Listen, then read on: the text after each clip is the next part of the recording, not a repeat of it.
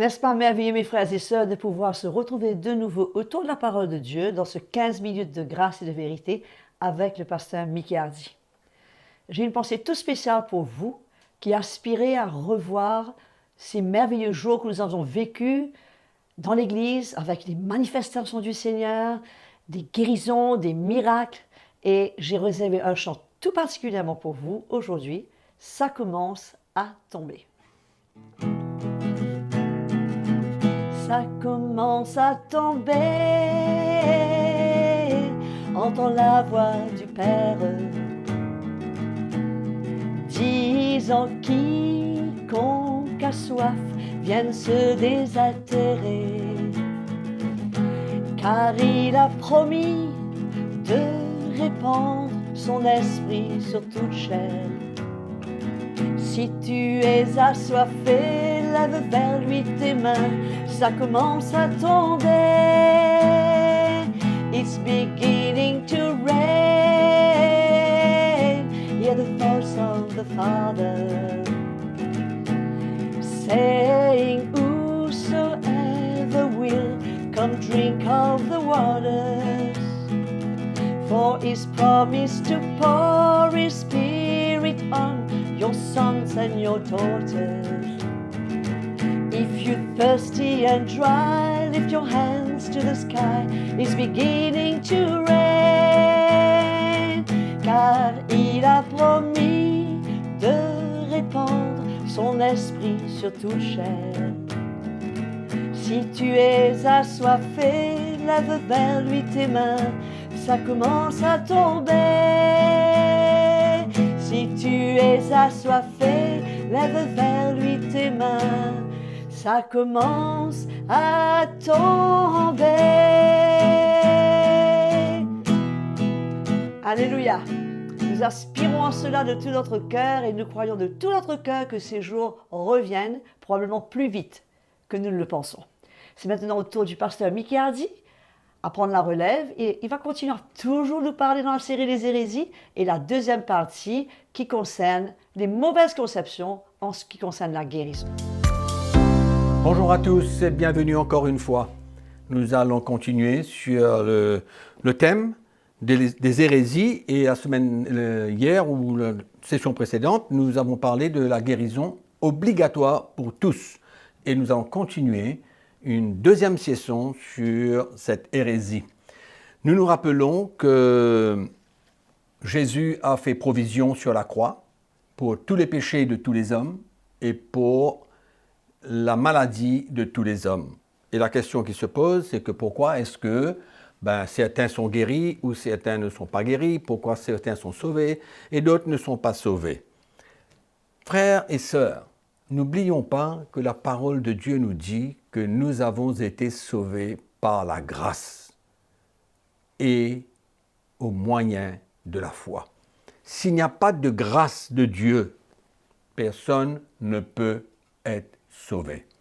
Donc la foi est une bonne chose, mais nous ne pouvons pas exclure la grâce de Dieu dans notre vie, dans la vie de chaque chrétien, que ce soit pour qu'il soit sauvé, que ce soit pour qu'il soit guéri. Tout cela, c'est une démonstration de la grâce de Dieu, de la puissance de Dieu pour sauver et pour guérir ceux qui viennent vers lui. La parole de Dieu nous dit dans l'Épître aux Hébreux, au chapitre 13, au verset 8, comme quoi que Jésus est le même, hier, aujourd'hui, éternellement. Mais pourquoi il guérit hier? Pourquoi est-ce qu'il a guéri hier et qu'il ne guérit pas aujourd'hui? Et pourtant, il est le même. Il ne change pas. Il a tout pris à la croix. Il peut guérir tout le monde, n'importe qui, n'importe quand. Mais souvenez-vous ce qu'on a parlé la session précédente, Dieu est souverain. Et aujourd'hui, je ne veux pas que vous oubliez la grâce de Dieu. Parce que la grâce de Dieu, c'est quelque chose non seulement d'important, mais de réel dans la vie d'un chrétien, qui reçoit la grâce de Dieu pour tout ce dont il a besoin pour pouvoir servir le Seigneur. Allons ouvrir notre Bible aujourd'hui dans Galates chapitre 14, verset 14. Galates chapitre 14, verset 14. Nous lisons comme suit. Et mis à l'épreuve par ma chair, vous n'avez témoigné ni mépris, ni dégoût. Vous m'avez au contraire reçu comme un ange de Dieu, comme Jésus-Christ. Où donc est l'expression de votre bonheur? Car je vous atteste que si cela avait été possible, vous vous seriez arraché les yeux pour me les donner. C'est clair que quand l'apôtre Paul a prêché l'évangile aux Galates, il avait un problème physique dans ses yeux.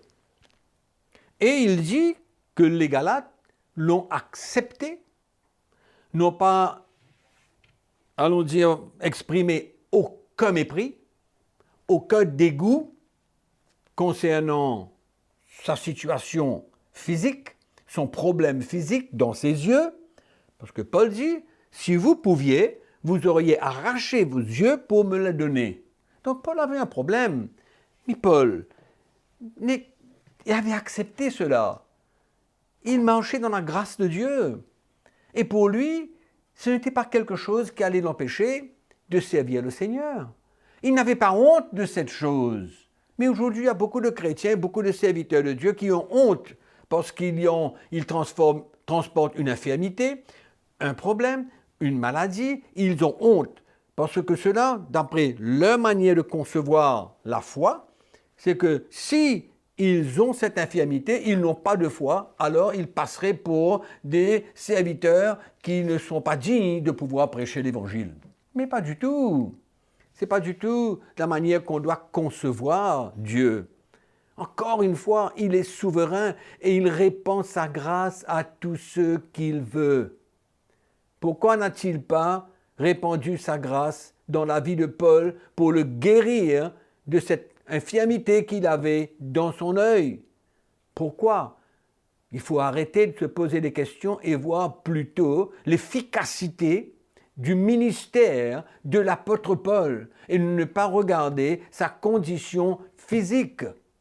Et c'est là où beaucoup de chrétiens, ils fixent leur regard sur des choses extérieures, au lieu de fixer les regards sur l'intérieur, ce que transporte la personne dans l'esprit et ce qu'elle communique par l'esprit. Amen.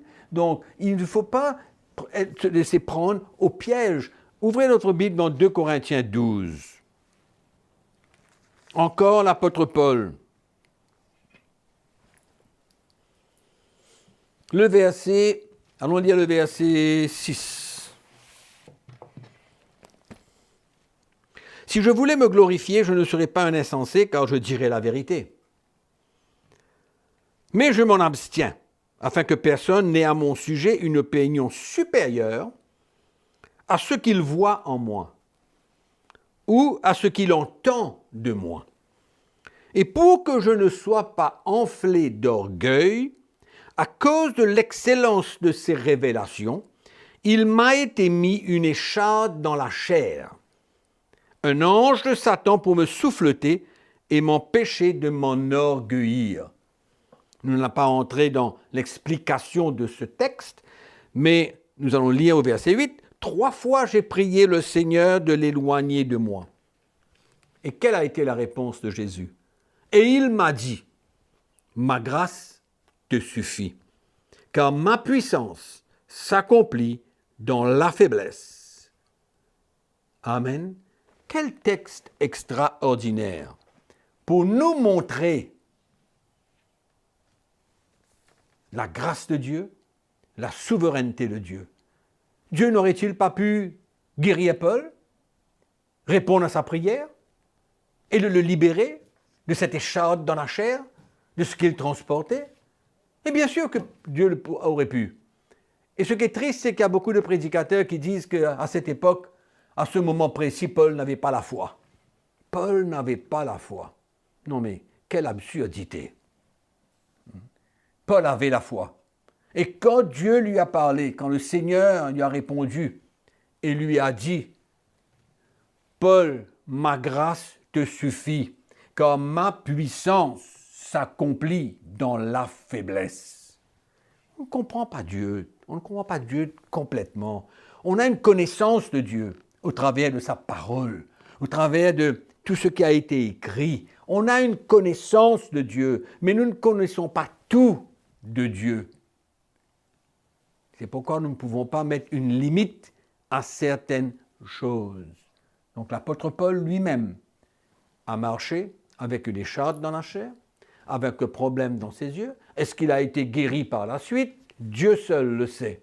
Mais le fait demeure que Paul a crié au Seigneur et le Seigneur lui a répondu, non pas pour le guérir dans ce moment, mais pour lui dire, écoute, ma puissance, elle s'accomplit dans la faiblesse et ma grâce te suffit. Donc ne t'inquiète pas, parce que ma grâce sera avec toi pour te permettre de répondre à l'appel, à mon appel, l'appel de Dieu dans sa vie et qu'il n'avait rien à s'inquiéter, que le Seigneur serait avec lui, mais pour qu'il ne s'enfle pas d'orgueil. Tu as une raison pour tout.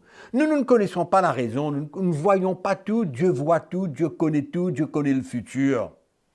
Alléluia, il connaît toutes choses. C'est pourquoi nous ne pouvons pas nous limiter à une parole. Par ses meurtrissures, nous avons été guéris, donc Dieu est obligé de guérir. Jésus a guéri tous ceux qui venaient vers lui.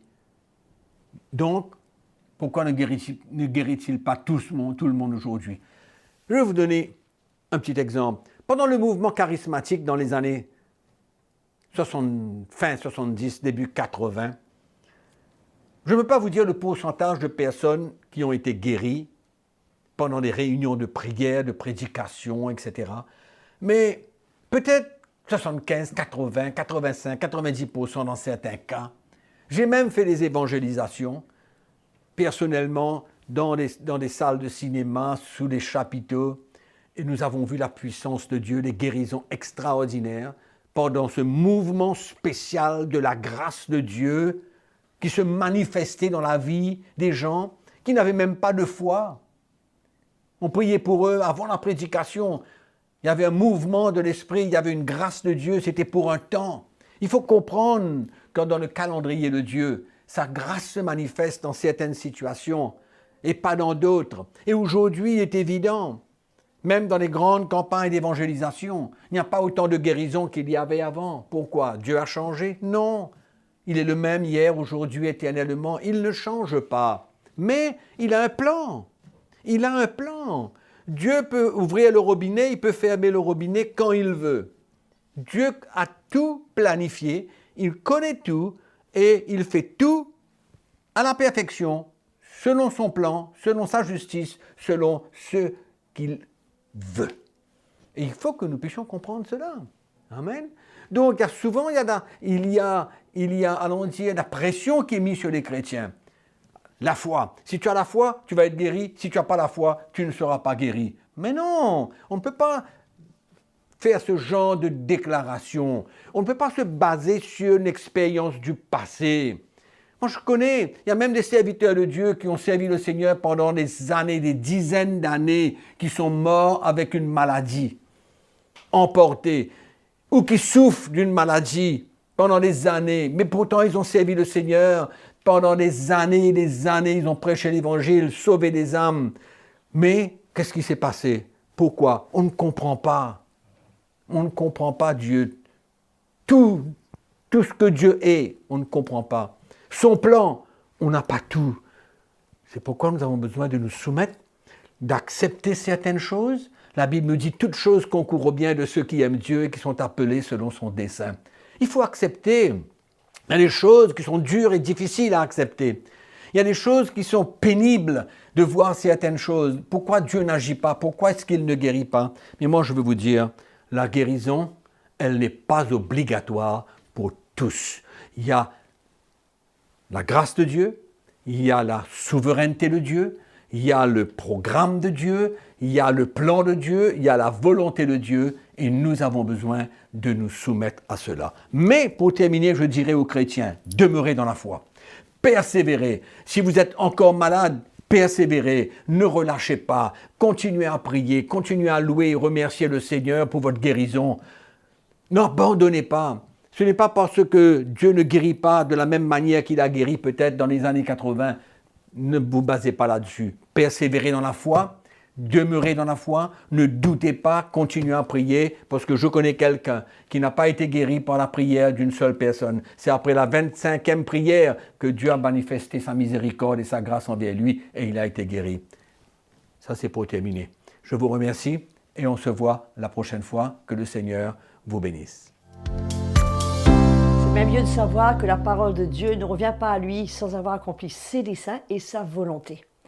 Mes frères et sœurs, quelle grâce de pouvoir être libérés et de pouvoir saisir. Il y a tellement de personnes qui utilisent la parole de Dieu, mais d'une mauvaise manière. Mais aujourd'hui, nous avons été éclairés et le Seigneur nous a libérés. Donc, abonnez-vous à notre chaîne Citiama YouTube et ne manquez aucun de ces programmes. Invitez vos amis, écrivez-nous, contactez-nous sur l'adresse qui affiche sur votre écran et ne manquez surtout pas la prochaine session avec le pasteur Mickey Hardy qui va continuer à nous parler des perles de la parole de Dieu. Que le Seigneur vous bénisse et je vous dis à très bientôt.